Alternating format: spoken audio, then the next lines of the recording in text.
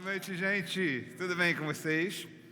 Antes de nós iniciarmos a palavra, nossa, eu estou assim achando que vem um número bom de pessoas para o primeiro culto de 19 horas, né? Muito legal você que veio, você que está atento aí às nossas informações, você que está aqui com a gente. Muito bom poder contar contigo. Mas deixa eu passar para você. Você deve estar sentindo falta do pastor Fragale, né?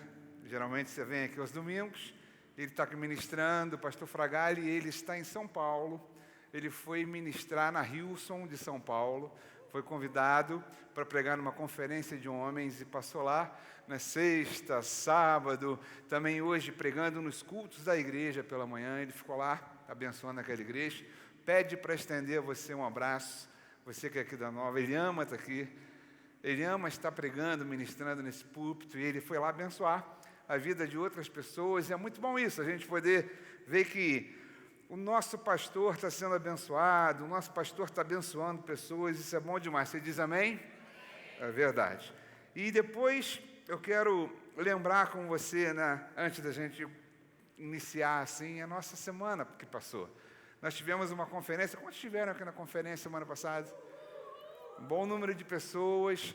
Tivemos uma conferência maravilhosa, falamos sobre avançar na graça, falamos sobre graça, e Deus nos abençoou muito, foi um tempo de Deus, e eu confesso que eu ainda estou assim dentro dessa vibe, falando desse assunto, as coisas muito vivas dentro do meu coração, e por isso eu vou continuar falando sobre graça nessa noite, tema da conferência Avançando na Graça, mas eu quero falar um pouquinho com você sobre viver na graça. O tema da nossa palavra dessa noite, vivendo na graça.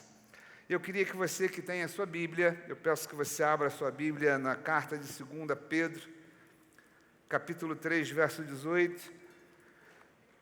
Se você tem o seu smartphone, você pode abrir também no seu smartphone.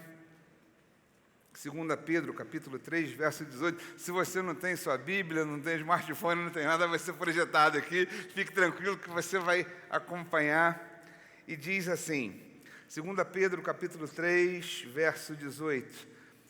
A minha Bíblia, Almeida Revista Atualizada, a versão que eu leio. Antes, crescei na graça e no conhecimento de nosso Senhor e Salvador, Jesus Cristo. Depois eu quero te convidar para ver comigo um texto de Tito, capítulo 2, versos 11 e 12, e eu vou ler aqui na versão Nova Almeida Atualizada, um texto que fala também sobre graça, e ele vai dizer assim para a gente, Tito, porque a graça de Deus se manifestou trazendo salvação a todos, e ela nos educa para que, renegadas a impiedade e as paixões mundanas, vivamos nesse mundo de forma sensata, justa e piedosa. A gente pode orar? Pai, em nome de Jesus, nós pedimos que o Teu Espírito Santo nos conduza nessa hora, fale conosco, dirija todo esse momento, me coloco à Tua disposição, a Deus submisso à Tua voz, pedindo a Deus que também eu seja alcançado por essa palavra, em nome de Jesus, que você diga amém. São 2 versículos, na verdade, 2 trechos que falam, nós lemos 3 versículos, que falam de graça. Primeiro, o apóstolo Pedro, ele vai falar de graça para a gente, na sua segunda carta, e ele vai nos recomendar antes, crescei na graça e no conhecimento do nosso Senhor e Salvador Jesus Cristo. Se você pega o todo desse contexto, se você anda a partir do versículo 14, se você pega o versículo 14 ao 18, você vai ver que nesse trecho, ele tem uma pegada bastante prática, ele fala de andar com Deus, ele fala de andar na graça, ele fala de viver dignamente, ele fala de crescer no conhecimento de Jesus. E o texto de Tito é um texto que fala para a gente, assim, de maneira mais prática sobre a graça. Ele vai dizer, porque a graça se manifestou trazendo salvação a todos. A graça nos traz salvação. E depois ele vai dizer para a gente que essa graça nos educa para que nós possamos viver de maneira sensata, justa e piedosa. Na verdade, graça ela fala e traz para a gente, nesses dois textos, que nós pegamos de salvação e de educação. Ela nos educa, ela nos instrui. E eu poderia dizer para você, ela nos transforma, porque essa educação nos leva a viver uma vida de uma forma específica, uma vida sensata, justa e piedosa, como diz o versículo 12 de Tito, capítulo 2. É importante que você entenda que a gente tem falado isso sempre aqui na Nova, que nós somos salvos pela graça mediante a fé. Nós não somos salvos por algo que nós fazemos ou deixamos de fazer, não é o que eu fiz, não tem a ver comigo. Nós somos salvos por Jesus, pela obra dele, pela obra redentora dele em nossas vidas. Todo o mérito é dele, nós embarcamos nisso pela fé, nós recebemos aquilo que nos foi dado gratuitamente, um favor de Deus, e nós pela fé recebemos. Nós abrimos os braços e cremos na obra redentora de Jesus. Essa palavra que se refere a salvo, ou salvar, ou salvação, no grego é sozo. Salvar, sozo no grego. Salvação, sotéria no grego. E esse termo, essa palavra, tanto uma quanto a outra, ela é usada mais, ela aparece mais de 110 vezes, somente no Novo Testamento. E ela aponta para uma pessoa que recebeu uma bênção completa, que inclui salvação, novo nascimento, libertação, saúde física, né? Jesus te salvou, te libertou, levou sobre si todas as suas enfermidades. Saúde emocional, você tem uma mente saudável, Ele te fez curado emocionalmente, a sua alma agora é próspera nele. Quando a gente fala de qualquer tipo de bênção, a gente está incluído em salvação, em sozo. Sozo significa, é expansivo a todas as áreas, não quer especificamente dizer que você vai para o céu, você também vai para o céu, mas é algo que vai além disso. Você diz amém, você recebe? Agora, além dos benefícios da salvação, que eu estou falando para você agora em todas as áreas, na área física, na área familiar, na área de negócios, você vai prosperar, você vai ser uma pessoa bem resolvida, você vai para o céu, você vai viver a realidade do reino nesse mundo. Além de tudo isso que Ele te proporcionou gratuitamente, você recebe isso pela fé. A graça também tem uma outra faceta que ela nos transforma. E é exatamente isso que a gente lê nesse texto de Tito, capítulo 2. Ou seja, a graça é salvação, mas graça é também transformação. Você recebe isso? Diga assim comigo: graça é salvação, mas graça também é transformação. Transformação para quê?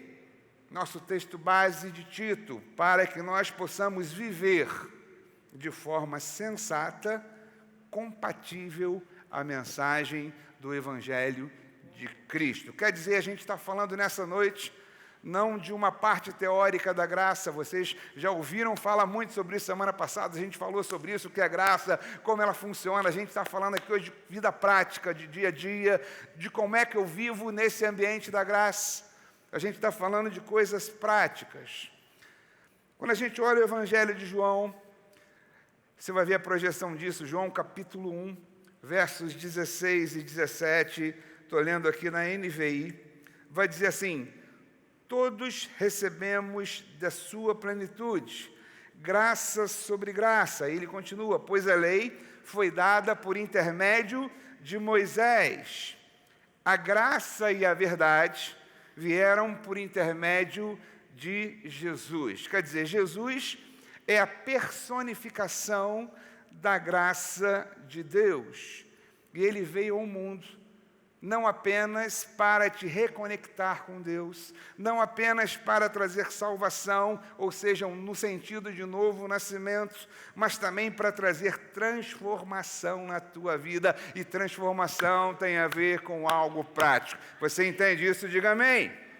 O próprio Jesus, sendo a encarnação da graça de Deus, a personificação da graça de Deus, em Mateus capítulo 7, verso 24, ele vai dizer assim para mim e para você. Jesus falando: portanto, quem ouve as minhas palavras e as pratica, é como um homem prudente que construiu sua casa sobre a rocha. Quer dizer, no contexto da graça, eu tenho dois lados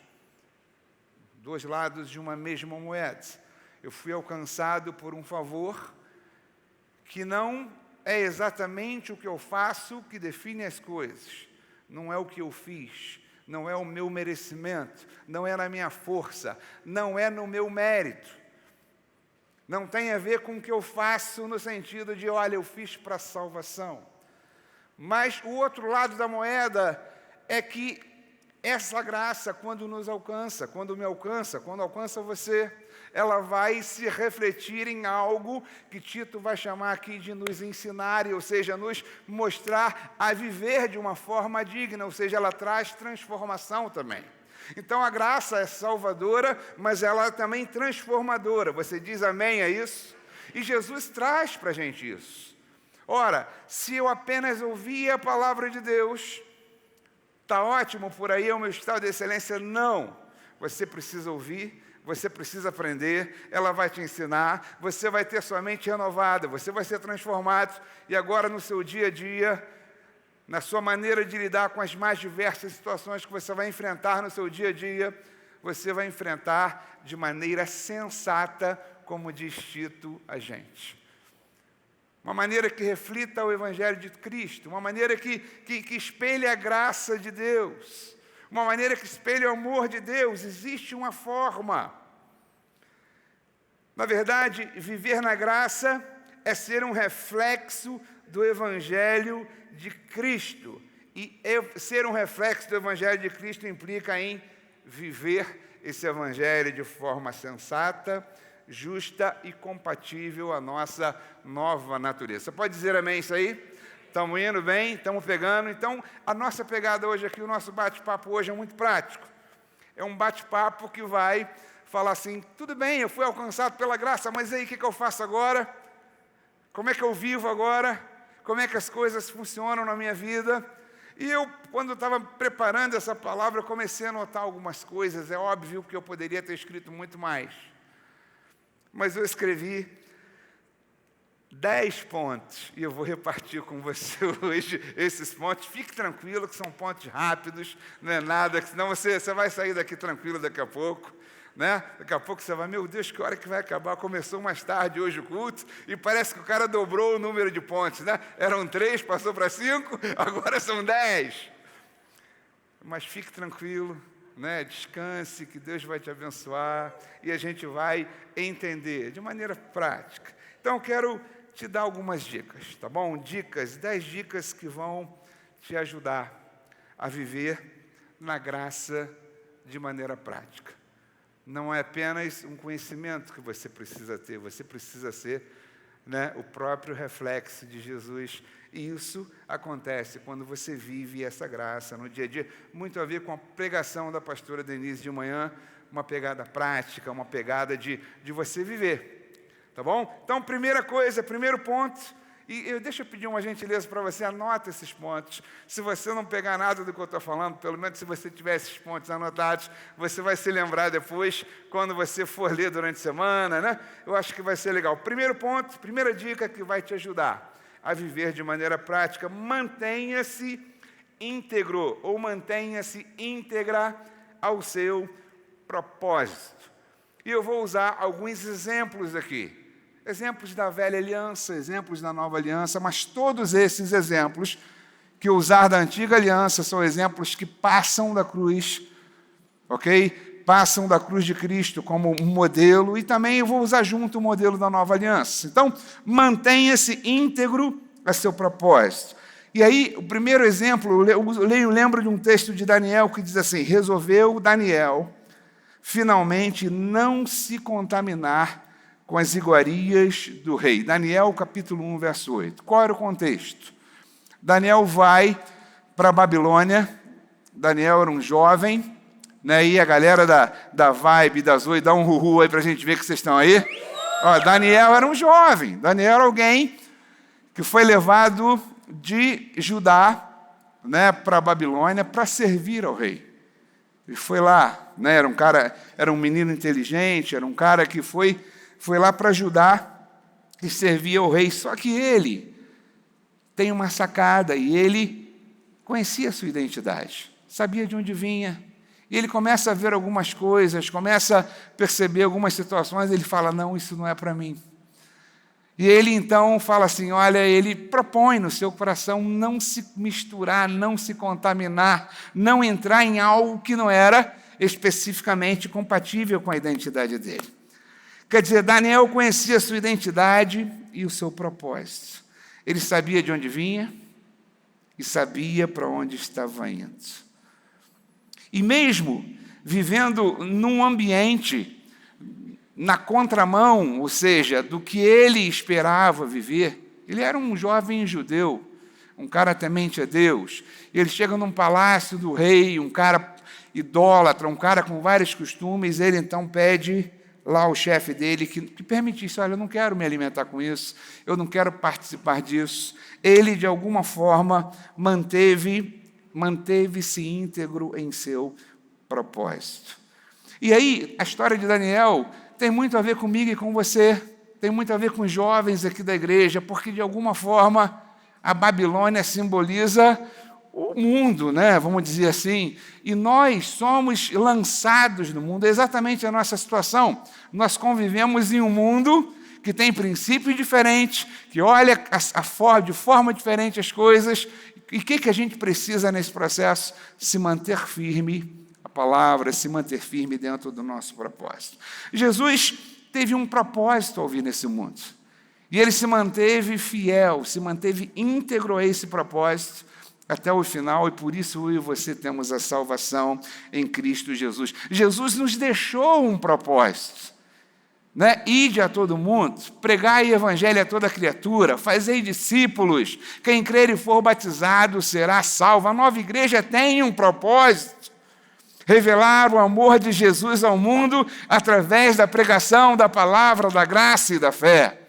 Então você precisa, como primeiro ponto, se manter íntegro aquilo que você foi chamado ao seu propósito, independente da Babilônia, independente do ambiente que você esteja, você é alguém selado por Jesus, selado pelo Espírito Santo, você carrega a luz dele em você, você foi chamado, como disse a pastora Denise de manhã, para influenciar positivamente em todo e qualquer ambiente que você estiver. Você recebe isso aí? Segundo ponto, seja autêntico, seja você mesmo. Você não precisa ser uma cópia de ninguém. Você não precisa ser um imitador de ninguém. Deus te formou de forma muito específica e vai te usar como você é e aonde você está. É normal que você tenha ídolos, é normal que você tenha referências, mas você não precisa ser uma cópia Xerox, você não precisa ser alguém escaneado daquela referência. Não, Deus quer usar você, a sua maneira, da sua forma, você precisa ser autêntico. E quando a gente fala de autenticidade, eu lembro de Pedro, né? Na verdade, Pedro era um cara autêntico. Pedro era um cara esquentadinho, ele era um cara com virtudes e algumas coisas que foi sendo amadurecido, mas Pedro era um cara autêntico. Não gostava, falava e tal, e aquela coisa toda. Então, na verdade, quando a gente fala de autenticidade, é você ser você. Você ser quem você é. Ser um cristão não significa ser religioso. Ser um cristão não significa você ter uma liturgia, você estar necessariamente, amém, você pode até, se você gosta, se você quer, pregar de terno e tal, mas necessariamente não é a sua roupa que vai definir quem você é. Você precisa ser autêntico. Agora, esteja aberto. Né? Eu sou assim, então não vou mudar, não. Esteja aberto a mudanças. Pode ser que a sua autenticidade, né, ela mostre que você precisa amadurecer. E muitas vezes, você ser autêntico, você falar o que você pensa, você dizer em amor as coisas, a maneira que você entende determinada situação, não quer dizer necessariamente que você vai estar certo em todas as coisas. Então, seja autêntico, mas esteja aberto a aprender. Viver na graça é manter o nosso propósito. Viver na graça é ser uma pessoa autêntico, e as mudanças virão sempre que necessárias, promovidas pelo Espírito Santo. Você diz amém? Pois reconheça que você não é perfeito. Terceiro ponto, tá bom? Você que está anotando aí, né? Dicas práticas. Reconheça que você não é perfeito. E eu digo para você, não se condene jamais. A Bíblia diz para a gente em Romanos capítulo 8, agora já não há mais condenação para aqueles que estão em Cristo Jesus. Você diz amém aí? Você recebe? Está falando com a gente. Mas a Bíblia fala para a gente de homens, e a gente vê homens e mulheres na Bíblia que não foram perfeitos e que Deus usou tremendamente. Quando a gente olha o livro de Atos, capítulo 13, a gente vai ver assim, esse escrito: achei Davi, filho de Jessé, homem segundo o meu coração, que fará toda a minha vontade. E quando a gente olha a história de Davi, a gente vê que Davi errou pra caramba, Davi foi uma bênção. O cara era um adorador, era um cara que buscava o Senhor, era um cara que tinha lá atrás muitos princípios que Jesus vai ensinar na Nova Aliança. Por exemplo, quando Jesus fala, buscai primeiro o reino de Deus e todas as coisas vos serão acrescentadas, Davi já fazia isso. Davi não estava preocupado com a vida dele, Davi estava preocupado em defender o reino. Né? Davi era um cara que tinha um coração quebrantado, ele errava, mas ele não ficava, o culpado é o Rubinho, o culpado é o Ronaldo, não, eu errei, tudo bem, Senhor me perdoa, Davi tinha esse coração. Mas Davi era um cara que, você sabe das histórias, né? Ele ficou lá plotando, lá, aquela jovem linda tomando um banho, fazendo um churrasco da laje, tomando um banho de sol, ela gostou, ele também gostou. Daqui a pouco ele mandou assassinar, fez um plano lá para assassinar o marido dessa mulher. Tantas coisas que Davi passou. E mesmo assim a Bíblia diz em Atos para a gente, ou seja, no Novo Testamento, que Davi foi um homem segundo o coração de Deus. Isso mostra para mim e para você que necessariamente nós não somos perfeitos. Nós somos perfeitos o nosso homem espiritual. A maneira que Deus nos vê em Cristo Jesus, Deus não vê mácula, Deus não vê mancha, Deus não vê pecado. Deus nos vê como justos, santos, mas enquanto nós vivermos nesse mundo, eu e você, eu sinto desapontar você, mas em algum momento a gente vai errar.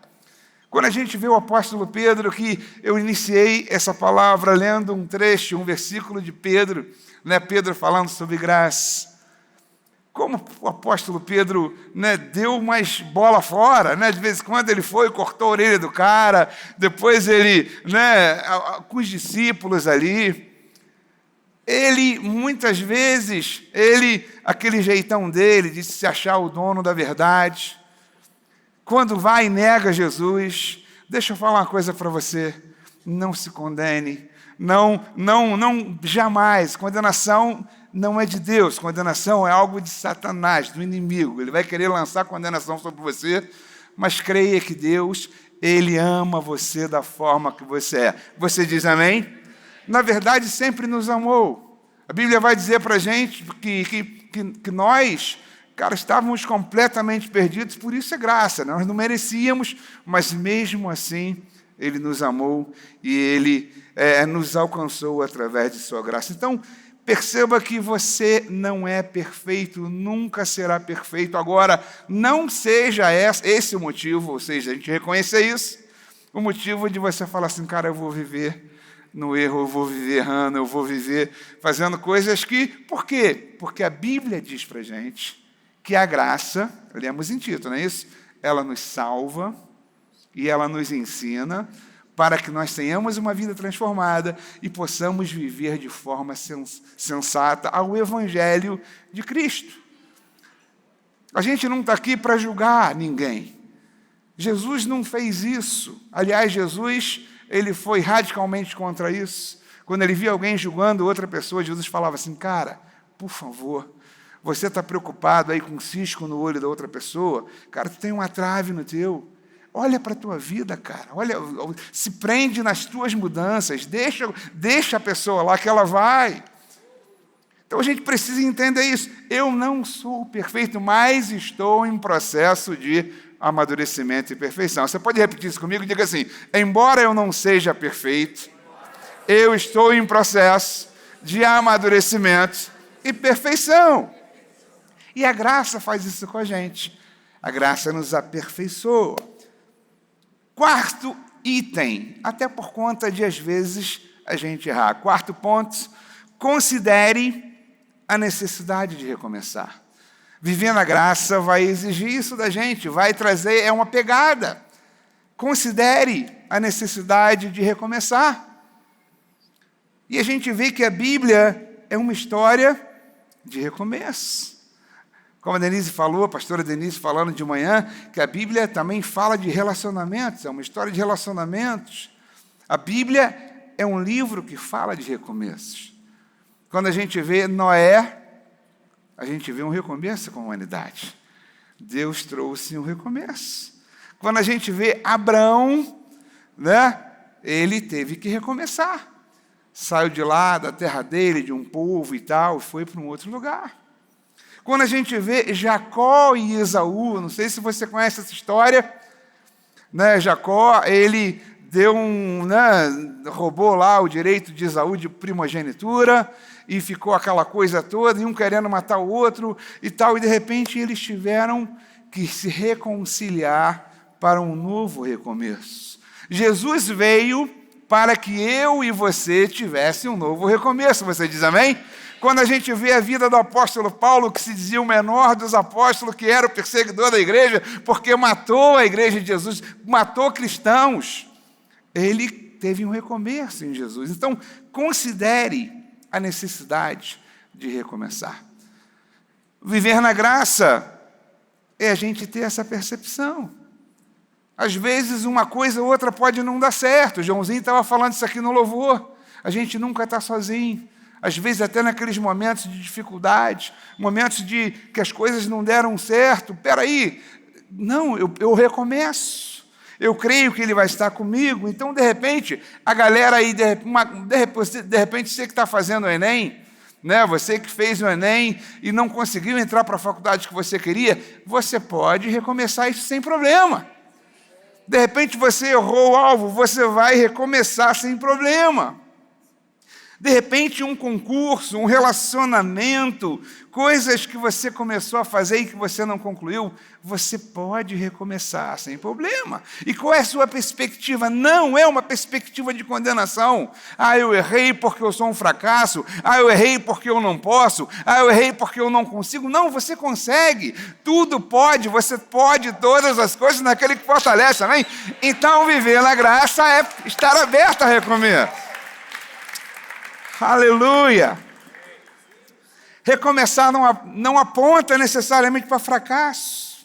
Recomeço pode ser um start de uma grande transformação na sua vida. Você diz amém? Aliás, falar em start, se você está começando aqui na Nova, tem o curso Start aí, você está convidado a fazer, Muito legal. Quinto ponto, seja sensível à direção do Espírito Santo.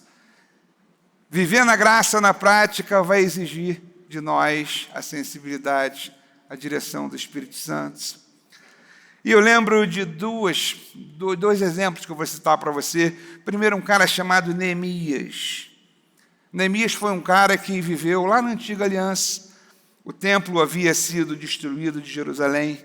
Aí um outro cara chamado Zorobabel vai lá para reconstruir. Os muros da cidade de Jerusalém estavam destruídos. E aí Neemias fica sabendo das notícias, da situação dos muros da cidade de Jerusalém, e ele foi sensibilizado pelo Espírito Santo a trabalhar naquela questão, a se doar para aquela questão, a ajudar naquela questão. Ele recebeu uma direção do Espírito Santo, e ele foi sensível à voz do Espírito Santo, e ele falou, mas eu sou o copeiro do rei. Cara, como é que o rei vai me liberar? E ele então orou, Senhor, me ajuda, que eu ache graça no coração do rei e que ele me libere. E o rei olha para Neemias, cara, eu estou achando você meio triste, está tudo bem contigo? Aí Neemias vai e fala, na minha cidade está assim, os muros da minha cidade, os meus irmãos, Aí eu ri, cara, vai lá então, cara, vai abençoar. Seja sensível à direção do Espírito Santo. O livro de Atos mostra para a gente como o Espírito Santo foi fundamental na direção dos apóstolos, na direção da igreja, na direção de tudo que eles faziam. Eles eram dirigidos pelo Espírito Santo em todas as coisas. E aí, quando eu falo contigo de direção do Espírito Santo, a gente precisa desmistificar isso. O que é direção do Espírito Santo? Na verdade, no nosso espírito tem uma voz que a gente entende, a gente conhece como consciência. Às vezes o Espírito Santo vai falar contigo, na sua consciência, e você vai falar assim, cara, isso aqui não é para mim. Isso aqui não é de Deus. De repente, ou é de Deus, né? Esse é o caminho, porque é de Deus, eu estou sentindo meu coração aquecido nessa direção. Mas como a gente está falando de vida prática, de viver segundo a graça, de maneira digna, de maneira sensata, às vezes a gente está vivendo, cada um de nós, todos nós, eu me incluo nisso também, eu sou parte daqueles que estão recebendo essa palavra, talvez o primeiro, mas às vezes a gente fica assim, meu Deus, isso tinha que ser falado aqui, às vezes não é. Tem alguns assuntos que a gente às vezes fala assim, caramba, por que isso não é falado de forma explícita? Porque às vezes não é necessário. Eu tenho certeza que quando você está fazendo alguma coisa que não está em alinhamento com a direção de Deus, com o Espírito Santo, com aquilo que a graça te propõe, com a tua nova natureza em Cristo, o Espírito Santo fala ao teu coração, e sem que ninguém fale nada contigo, o seu líder, o pastor, o pregador, o Espírito Santo vai falar contigo e você vai saber que aquilo não te pertence, que aquilo não é para você. O Espírito Santo trata com a gente dessa maneira. O próprio Espírito Santo faz isso conosco. E aí a gente sabe a direção. E eu quero dizer para você, viver na graça de maneira compatível, viver na graça de maneira digna, viver na graça de maneira sábia, é ser sensível à voz do Espírito Santo e se deixar levar por onde o Espírito Santo, por o caminho que Ele te mandar. A gente fala isso nas ofertas, olha, seja dirigido pelo Espírito Santo quando você for ofertar. Seja dirigido pelo Espírito Santo quando você for tomar algum tipo de atitude. Seja dirigido pelo Espírito Santo e seja dirigido pelo Espírito Santo para você identificar, de repente, se você está no caminho certo, se alguma coisa precisa ser mudada na sua vida. Seja dirigido, seja sensível à voz do Espírito Santo. 6º ponto. A gente falando de coisa prática, que creia nos sonhos que Deus colocou no seu coração. Você diz amém? E aí eu lembro de um cara, eu acho que todo mundo lembra de José quando a gente vai falar de sonhos na Bíblia, né? José foi um cara que recebeu um sonho de Deus. José foi alguém que entendeu, né, que aquele sonho que ele tinha tido era um sonho de Deus. E ele se manteve apegado, ele se manteve firme. Ele não abriu mão do sonho que Deus tinha dado a ele.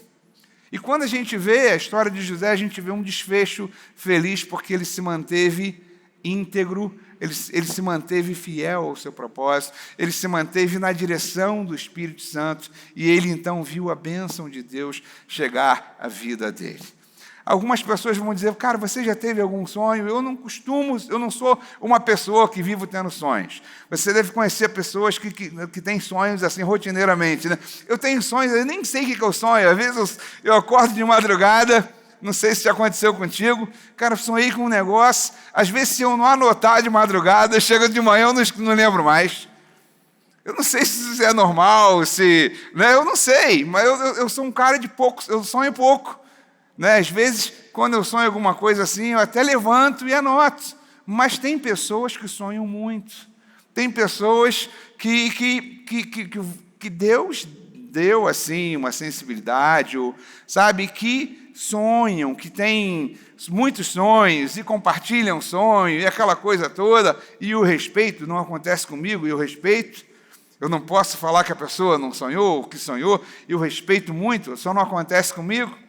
Mas a gente está falando de sonho, de desejo. Não é esse sonho que José teve. José teve um sonho, a gente vê muito isso no Antigo Testamento. Por que isso acontecia muito no Antigo Testamento? Porque o homem não tinha o Espírito Santo. Hoje Deus fala contigo direto, hoje Deus aquece teu coração diretamente, hoje você é templo do Espírito Santo. E naquela época, de alguma forma, o homem tinha que ser chacoalhado por Deus. Ou era através do profeta, ou às vezes tinha um sonho, mas o Espírito Santo fala direto comigo e com você. Mas quando eu digo sonho, eu estou falando de aspirações, coisas que você almeja, coisas que você gostaria que acontecesse na sua vida, coisas que você sonha para você, eu gostaria disso, isso seria tão bom se acontecesse. É desse tipo de sonho que eu estou falando com você. E a Bíblia diz para a gente, Salmo 37, versículo 4, agrada-te do Senhor e Ele, olha aí, e Ele satisfará o desejo do teu coração, os desejos do teu coração. E quando você tem um sonho, deixa eu amplificar esse assunto com você, que eu acho que é legal. O sonho não é alguma coisa que surge, eu quero isso e aquilo. Por que a gente fala que Deus vai respaldar o teu sonho? Ou quando Deus vai respaldar o teu sonho? Quando você encontra na palavra de Deus uma promessa que respalda aquilo que você sonhou, o sonho já deixou de ser um sonho, já subiu ao nível de promessa, a promessa de Deus para a minha vida.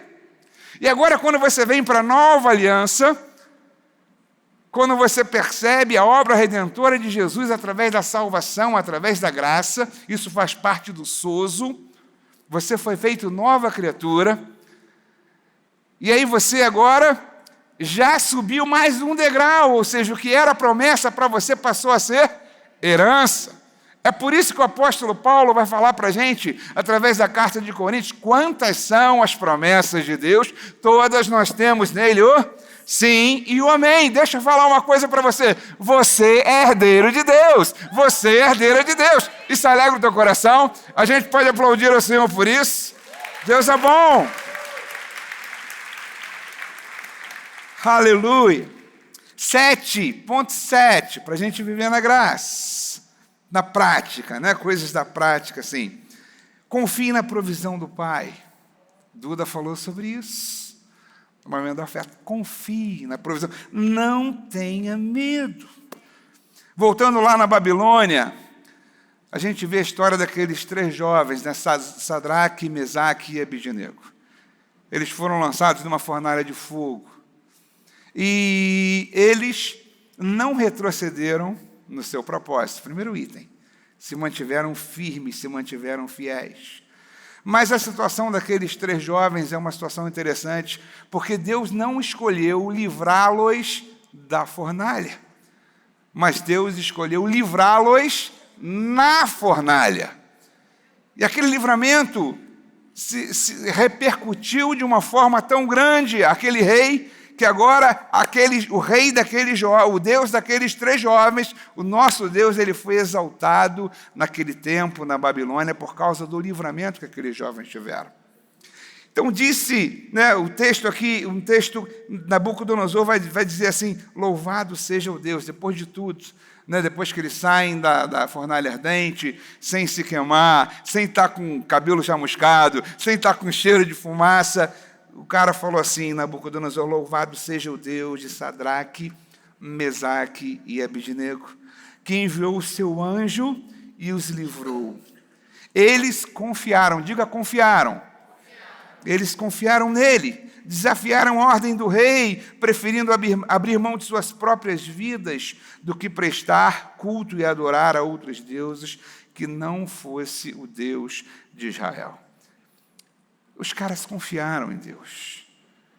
Às vezes a gente vai precisar confiar na provisão de Deus. E, na verdade, viver na graça vai exigir isso de você e de mim. Na verdade, não é uma opção. Eu vivo na graça por fé. Eu preciso crer. As coisas acontecem assim. Eu não vejo para crer, eu creio para ver. A minha expectativa está naquilo que está escrito, a minha expectativa está na minha herança, a expectativa está na promessa. E a gente vê que nesses momentos que a gente precisa exercer a confiança, são momentos que às vezes a gente vai precisar superar o medo, não é verdade?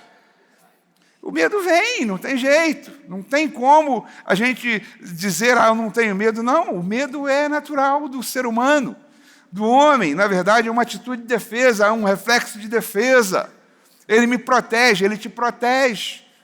Ele só não pode, chegar a níveis maiores que te paralise. E no caso da gente estar falando aqui de um ambiente espiritual, ele não pode ser um opositor da tua fé.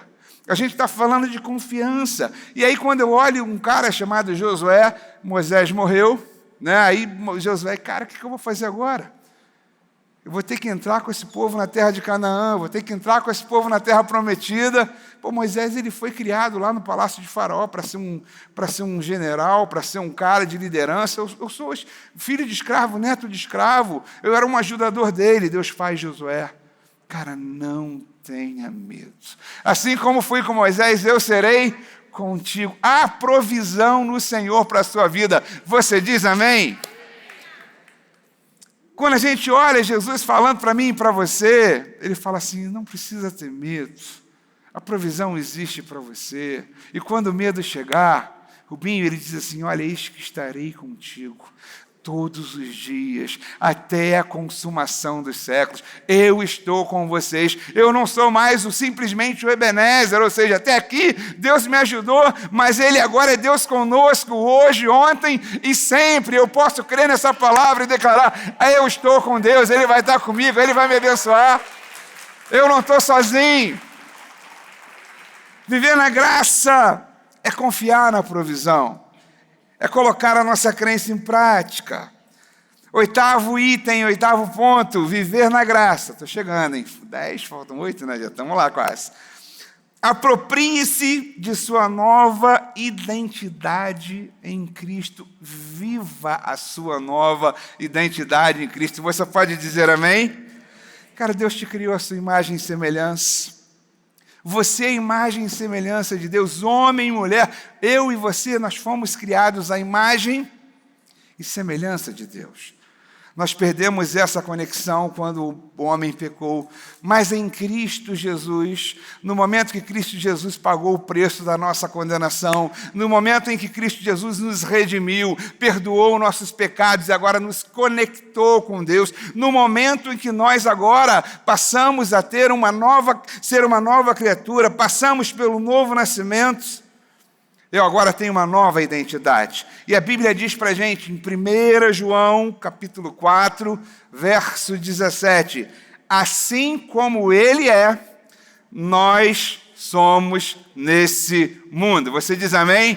Você pode repetir isso? Diga, assim como Ele é, nós somos nesse mundo. Por isso você é um filho amado. Por isso você é santo.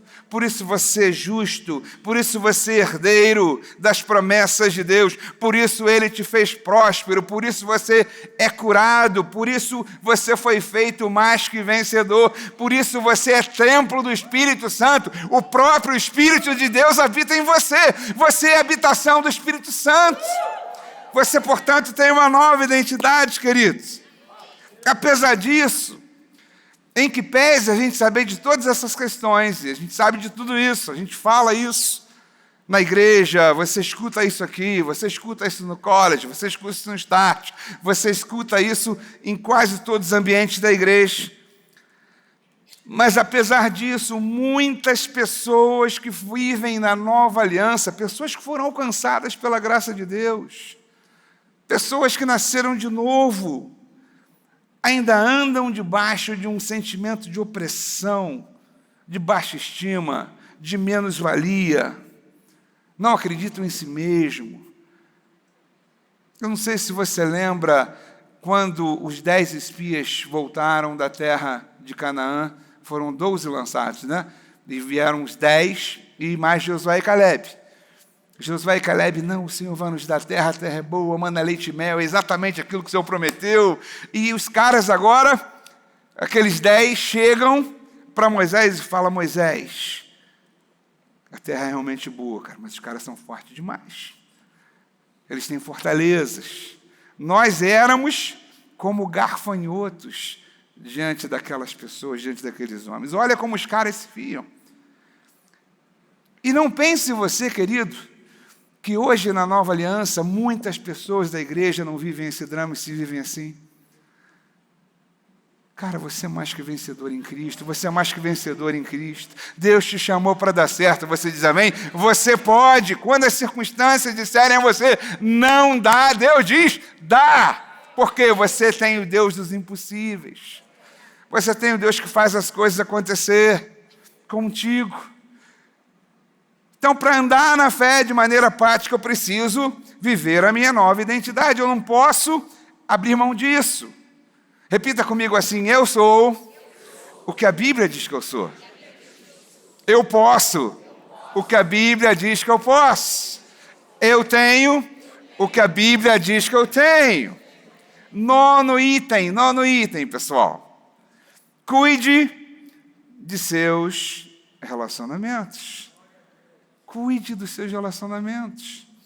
E aí eu digo para você, usando as palavras da pastora Denise, ela falou exatamente isso. A Bíblia é um livro que fala de relacionamentos. Relacionamentos em todas as áreas, do homem com Deus, né? De Deus com o homem, do homem com o homem, relacionamento familiar, entre pais e filhos, entre esposo e esposa. A Bíblia fala isso sempre para mim e para você. Quando a gente olha a parábola do filho pródigo, a gente vê, né, um pai perdoando o filho entendendo que, de repente, ele entrou numa furada e ele chega lá arrependido: pai, me ajuda. A gente vê nessa mesma família que a gente vê alguma coisa muito positiva acontecendo, o irmão do cara: pô, mas peraí, pai, que história é essa? Tu vai receber esse cara? Né? Tu vai mandar matar o melhor novilho cevado, né? Imagina, eu já entrei aqui, era novilho cevado na semana passada, mas então imagina só aquele novilho mais fortinho e tal. Pô, eu estou contigo, tu não faz nada, olha só o ciúme, olha os relacionamentos. Quando a gente vê a história de Jacó e Esaú, quando a gente vê a história, não sei se você já assistiu ou está assistindo aquela série, o The Chosen, alguém já assistiu?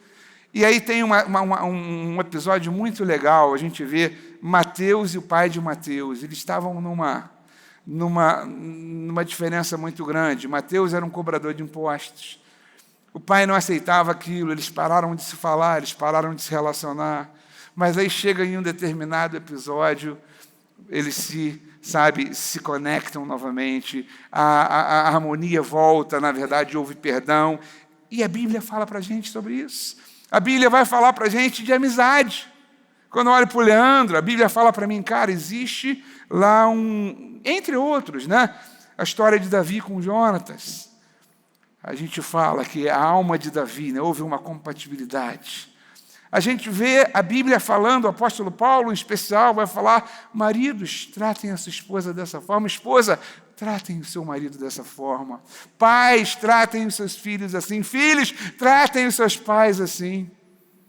A gente precisa entender que esse livro é um livro que fala de relacionamentos. E quando eu consigo olhar para essas verdades e praticar, eu começo a viver a graça na prática na minha vida. Muitas vezes eu digo para você assim com muito carinho, com muito amor, mas às vezes a gente tem que falar: cara, a graça precisa deixar de ser uma teoria na sua vida e precisa ser uma prática de vida. Às vezes a gente sabe tudo da letra, mas na hora de viver, na hora daquela letra ganha vida na nossa vida, no nosso dia a dia, no nosso modo de ser, de agir, no nosso proceder, a gente fala assim: caramba. Eu quero dizer para você, querido, que é possível viver a graça de Deus. É viver com relacionamentos transformados. Se você crê nisso, diga amém. E o 10º ponto, né? Transborde em amor. Transborde em amor. Nós somos a imagem e semelhança de quem? Nós somos a imagem e semelhança do Pai. E a Bíblia diz que Deus é amor. Viver na graça é transbordar em amor. Você só está aqui hoje, eu só estou aqui hoje, porque o amor de Deus em Cristo foi transbordado na minha vida. A Bíblia diz para a gente, João capítulo 3, verso 16. Porque Deus amou tanto a mim, a você, ao mundo, a nós, que Ele deu o seu Filho unigênito para que todo aquele que nele crê não pereça, mas tenha vida eterna. O apóstolo Paulo vai escrever para a gente na carta aos Coríntios, 1 Coríntios capítulo 13, verso 13, e ele diz: agora permanecem a fé, a esperança e o amor, porém o maior desses é o amor. Na antiga aliança, Abraão foi chamado para ser uma bênção, para ser um abençoador. E em Abraão nós também fomos chamados para ser bênção. Ser uma bênção que transborde na vida das pessoas. Mas em Cristo Jesus, na nova aliança, você tem algo que vai além disso. Você tem um novo mandamento que diz assim para mim e para você: amai-vos uns aos outros como eu vos amei.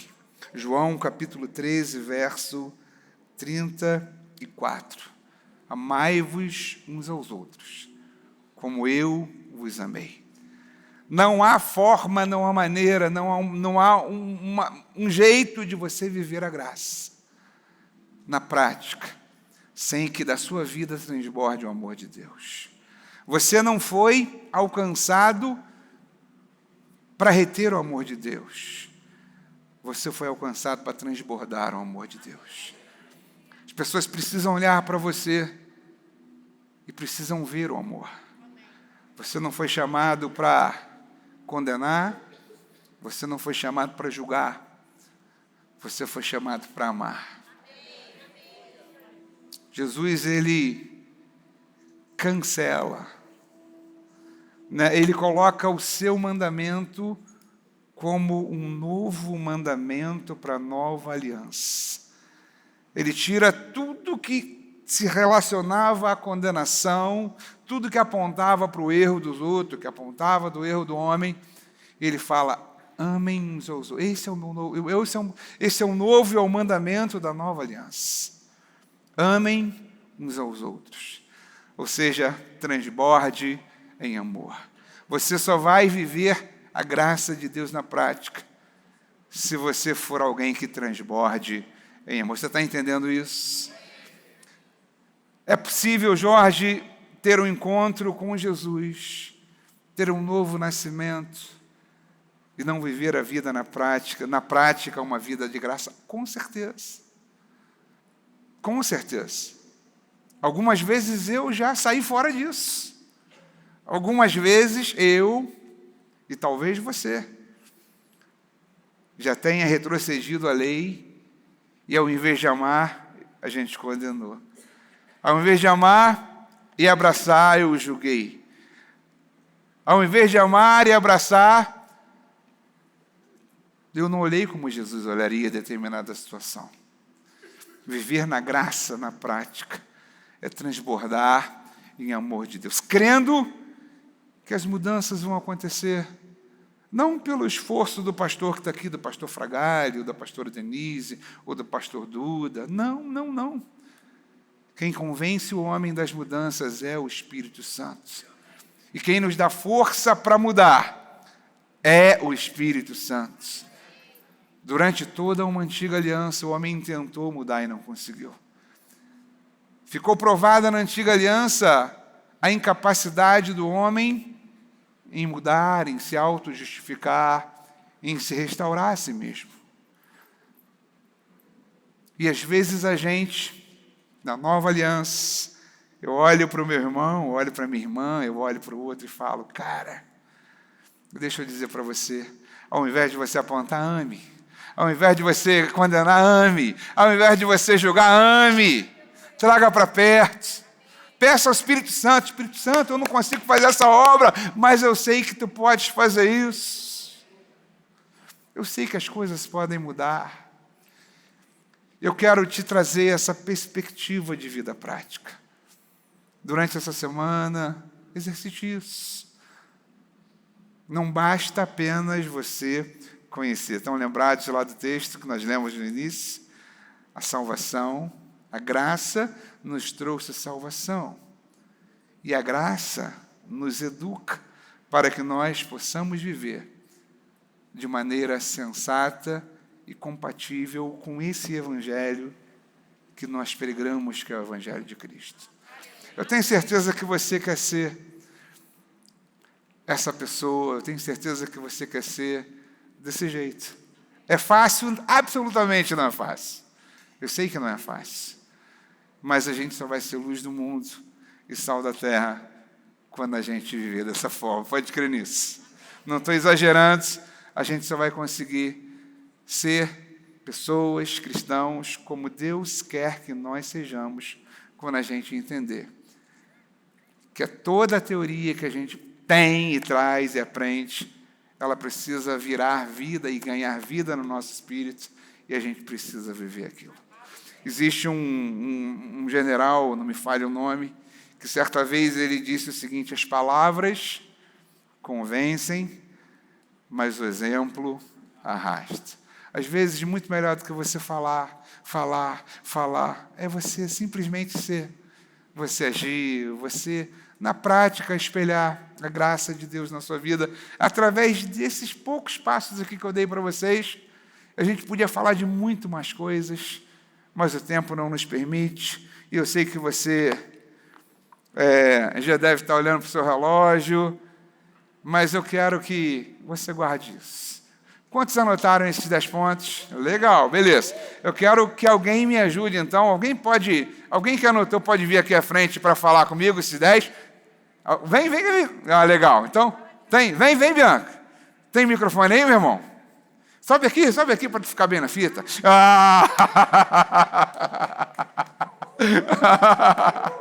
Olha aí. Olha. Ela é bênção, viu, gente? William também, olha aí.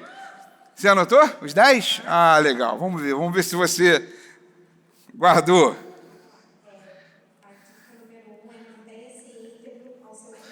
É isso aí.